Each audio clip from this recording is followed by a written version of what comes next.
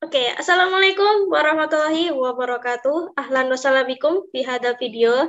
Salam semangat, salam sehat, dan halo semuanya, teman-teman PBAC.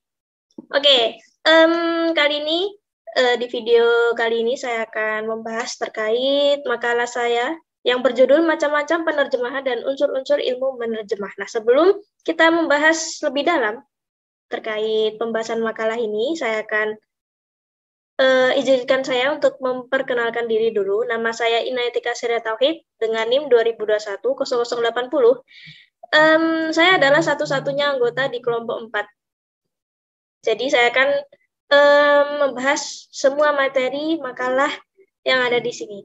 Oke, sebelum kita membahas lebih lanjut, kita akan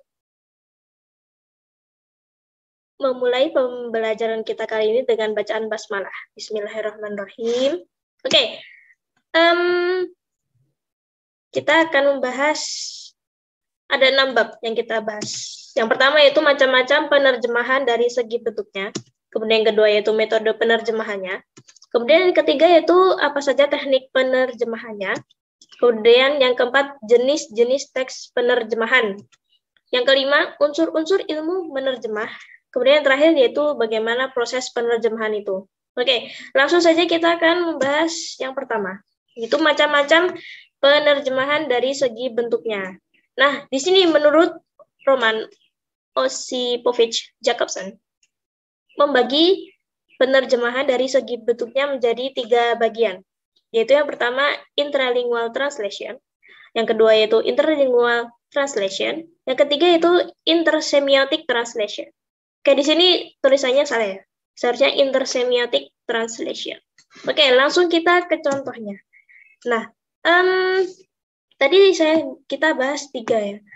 Nah, terjemahan interbahasa atau terjemahan intralingual translation, yaitu terjemahan di mana kita membahas atau menjelaskan kata-kata yang berbeda tapi masih dalam satu bahasa.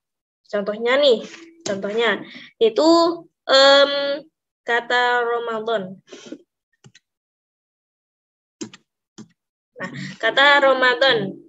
Ya. Nah, kita terjemahkan ke bahasa yang sama tapi dengan kata-kata yang berbeda, yaitu dengan terjemahan bulan ke-9 dari kalender Hijriyah.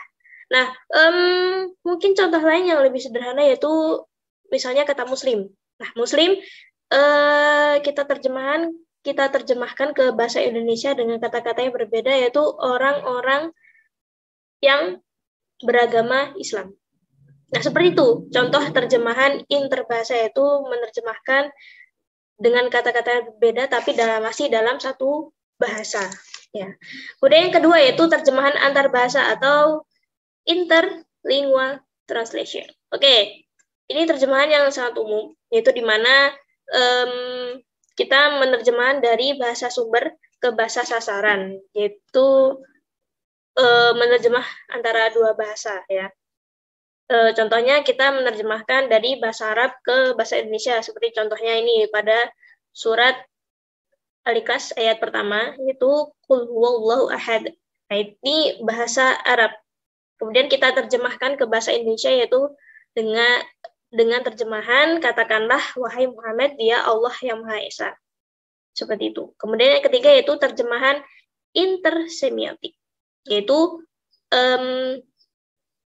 atau bahasa Indonesia tadi intersemiotic translation.